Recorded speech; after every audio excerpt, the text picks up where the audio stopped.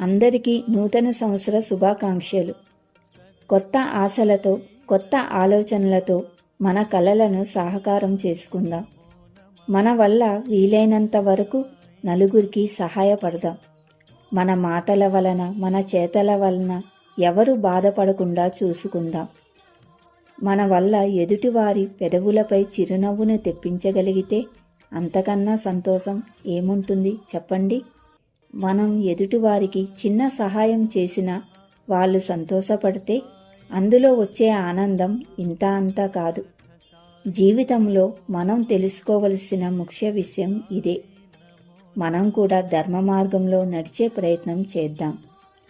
అందరి జీవితంలో సుఖశాంతులు, సిరి సంపదలు కలగాలని, బాబా ఆశీస్సులు మన అందరిపైన ఎల్లవేళలా ఉండాలని కోరుకుందాం. ఓం సాయిరాం.